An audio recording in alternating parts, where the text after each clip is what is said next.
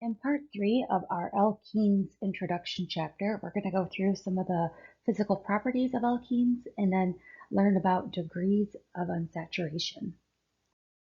So physically, alkenes are relatively similar to their corresponding alkanes. So if we compare ethane to ethene or propane to propene, they're fairly similar because they're both nonpolar. So they contain only carbon and hydrogen. And if you recall, the difference in electronegativity between carbon and hydrogen is less than 0.5. So it's essentially 0. So that makes for nonpolar bonds. They are also flammable like alkanes were, so they can undergo combustion. They are insoluble in water due to them being nonpolar, and water's polar, so they don't mix.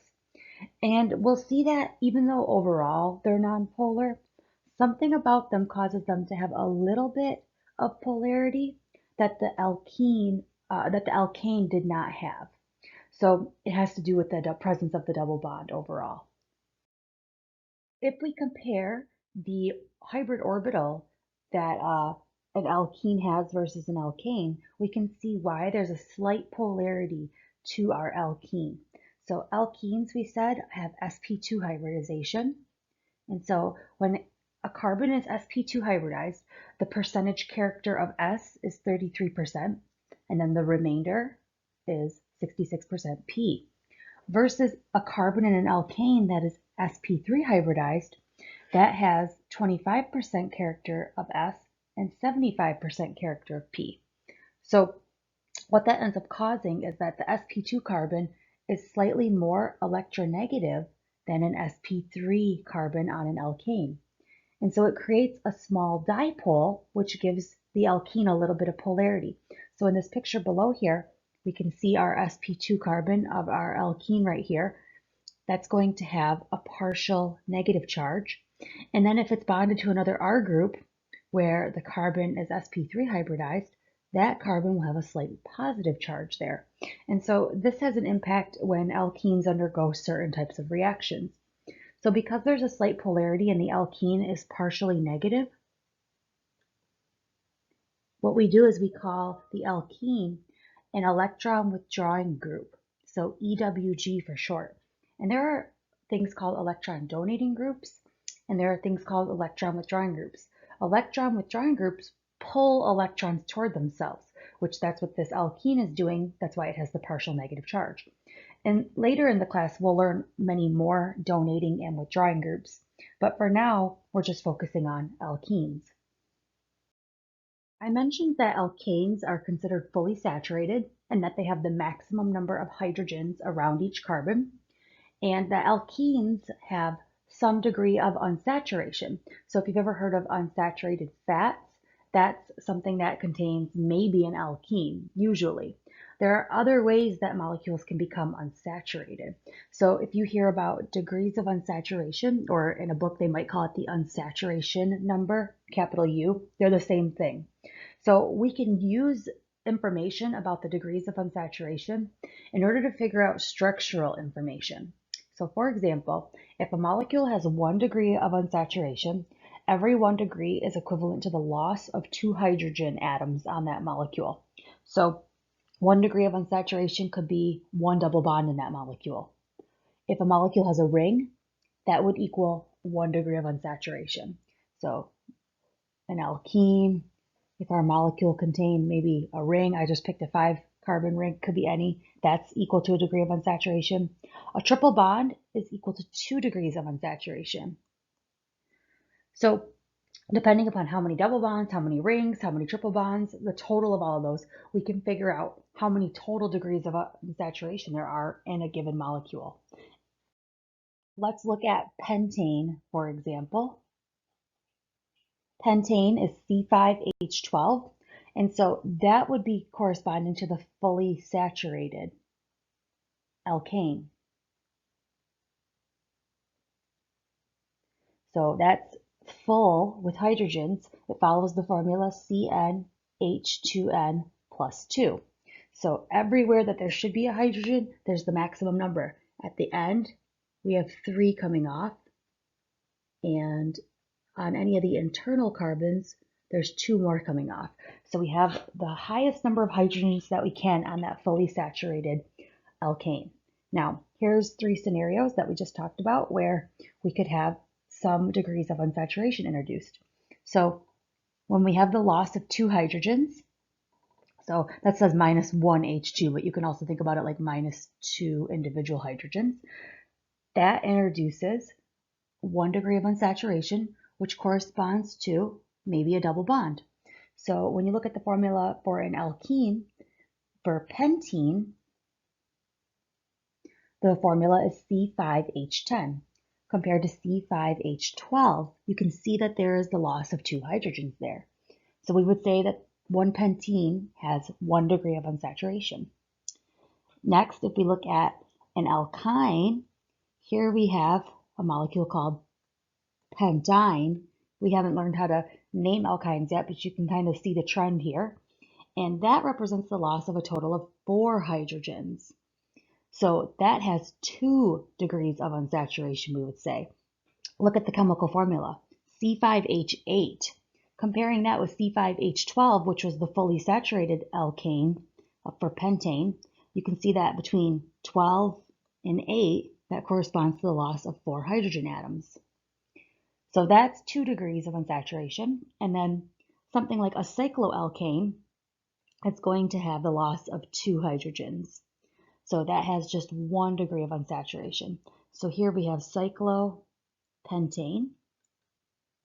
And just by forming a ring, you end up losing 2 hydrogens. So the chemical formula for a ring is C5H10.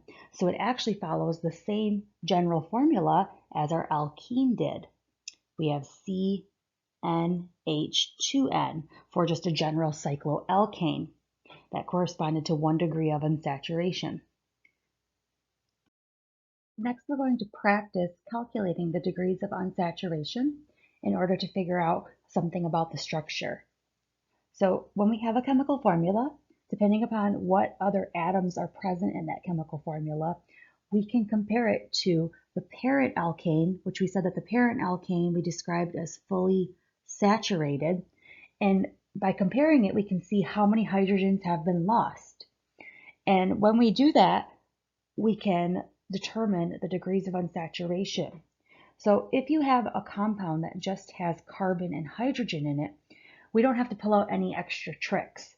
But if you have something like oxygen or halogens or nitrogen, the things that we commonly see in organic molecules, you have to do a couple extra steps first. So we're going to go through those next. So let's start with halogens. Halogens essentially take the place of a hydrogen atom on a molecule. You might remember that we said halogens are monovalent. So that meant that they like to form 1 bond. Well, so is hydrogen. Hydrogen also always forms 1 bond. So essentially a halogen would just fill the spot that a hydrogen is supposed to fill. So what we have to do with our halogens in order to do our comparison of some molecule we're given to the parent fully saturated alkane is first we would add the number of halogens to our number of hydrogens. We're going to add them. So for example, if we have C7H9Br3, we would take the number of halogens listed and we would add them to our hydrogens. So we would have 9 hydrogens plus 3 bromo groups, and that would give us 12 hydrogens for our comparison. So we could rewrite this formula now as C7H12. And we're now going to use that to compare it to the fully saturated parent. So we're going to compare C7H12 instead of C7H9Br3.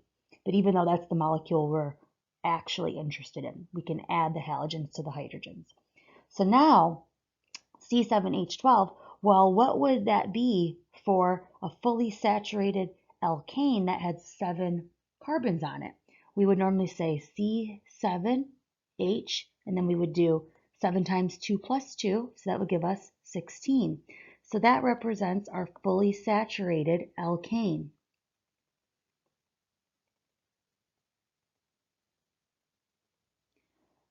So now we look at the difference between the number of hydrogens in our molecule, which was 12, to the number in the fully saturated alkane. So the difference between 16 and 12, we've got 16 minus 12, that gives us 4. So that means that there's a total of 4 hydrogens that are missing, and we lastly take that number and we divide it by 2. So 4 divided by 2 is 2, and that tells us how many degrees of unsaturation there are. So there are 2 total degrees of unsaturation. So that could represent a couple things. It could be 2 double bonds. Maybe it's 1 double bond plus 1 ring, or maybe it's just 1 triple bond. We don't know because we don't know exactly what the molecule is. So we can just think about what are the possible structures that we could have for C7H9Br3, knowing that it has 2 degrees of unsaturation in it. The next the next atom that you'll encounter in your organic molecules often is oxygen. And oxygen is a divalent compound. So that meant that it liked to form 2 bonds. And because of this, it doesn't actually end up affecting the number of hydrogen atoms in a molecule. So for the number of oxygens that you see in your molecule, you don't even have to consider them when determining the degrees of unsaturation. You can simply just ignore them. Now, nitrogen does affect the number of hydrogens, just like the halogens did. Nitrogen is trivalent. That means it likes to form 3 bonds. And nitrogens have to be subtracted from the number of hydrogens. So for halogens, we added them to there, but for nitrogens, we have to take that away. So let's look at an example here. We have C7H10N2, and so that's going to be equivalent to, we're going to take those 2 nitrogens and subtract them from the 10 hydrogens. So we'd have 10 minus 2, which is 8. So we're going to rewrite this formula as C7H8. So we end up having less hydrogens in our molecule when there's nitrogens present. So now we do what we did the first time. We compare that new formula we wrote to the fully saturated alkane. So we said that that was C7H16. And we look at the difference between the hydrogens, 16 versus 8. So 16 minus 8 is equal to 8. And then we take 8 and we divide it by 2, and that gives us 4. So our degrees of unsaturation in that molecule, C7H10N2, is that there's 4 of them. And so that could be a lot of things. It could be 4 double bonds, 3 double bonds in 1 ring, 4 rings. It could be 2 triple bonds. Commonly, something you'll see when we study NMR, which is like the chemistry version of getting an MRI, is if you have 4 degrees of unsaturation, that usually corresponds to a benzene ring. Not always, but usually. So you have 1 for the ring, and then you have 1, 2, 3 double bonds. So commonly, 4 degrees of unsaturation is going to be something like a benzene ring, especially when we start doing NMR type problems. Okay, so let's wrap this up by doing a couple examples here. We want to calculate the degrees of unsaturation. We have C8H5Br. So the first thing you want to do is notice you have a halogen. You're going to add that 1 Br to the number of hydrogens, so that'll give you C8H6. Now, using the general formula for an alkane, what is the fully saturated version of a molecule that has 8 carbons in it? So that would be CnH2n plus 2. So when we have C8, it would be H, and we would have 2 times 8, which is 16, plus 2 more is 18. So this is the molecule octane, which is actually the primary component in gasoline. And now that we have our fully saturated formula, we can compare that fully saturated formula to our modified formula. So we had 6 carbons in our modified one. There's 18 in the fully saturated one. So what we're going to have then is 18 minus 6, the difference between those two. That gives us 12. And then we divide by 2, and our degrees of unsaturation are 6. And so, like I said, that could be a lot of things. And when you actually start drawing isomers of that molecule, you could see how many different possibilities there are to draw that gives you 6 degrees of unsaturation. Okay, so looking at our next example here, we have C7H9NO2. So when you see oxygen, the first thing you can do is cross that off. It's divalent, it doesn't change the number of hydrogens. But we have a nitrogen present here, and so we have to consider our number of hydrogens. With nitrogen, we subtract that from the number of hydrogens. So we're going to compare this to C7H8.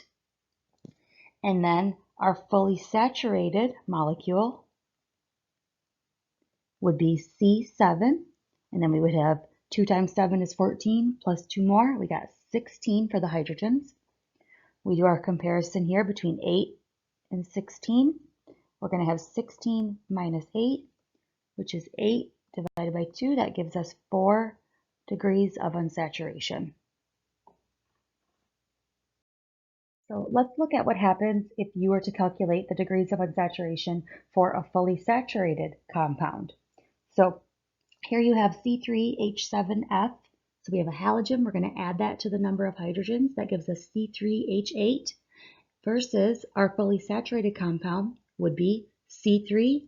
And then we would do 3 times 2 plus 2, which gives us 8. So notice that in this example, the number of hydrogens is the same. And so that tells us that the compound is fully saturated. So what this could look like is we have 2 compounds at the top there. We have 1 fluoropropane and 2 fluoropropane. Both of those are examples of isomers that could actually have that molecular formula, C3H7F. And notice there's no double bonds, there's no rings, there's no triple bonds. So this molecule, we would say, has 0 degrees of unsaturation. It's fully saturated. So it's filled with hydrogens or halogens to the maximum extent here. So these are 2 possible isomers that you could draw once you find out that that molecule is fully saturated. But you wouldn't know just looking at C3H7F when you read that formula that it doesn't have a double bond or that it doesn't have a triple bond until you calculate the degrees of unsaturation and see that there's 0. And so that's the same thing that we're looking at with the one below, C4H10O. We would ignore the oxygen because it's divalent, and then that leaves us with C4H10 versus our fully saturated one, which is also C4H10. So both of those represent butane. Now, when we draw the actual molecules, we do have to incorporate the oxygen in there then, just like we incorporated the fluorine in the molecules. But what that tells us is because both of those, the fully saturated one and our structure, or our molecule of interest, they both have 10 hydrogens, that tells us that it's fully saturated, which means it has 0 degrees of unsaturation. So we know not to include any rings, triple bonds, or double bonds in any of our isomers. Now, this formula has a ton of isomers that you can draw compared to the first one. So right here we have an ether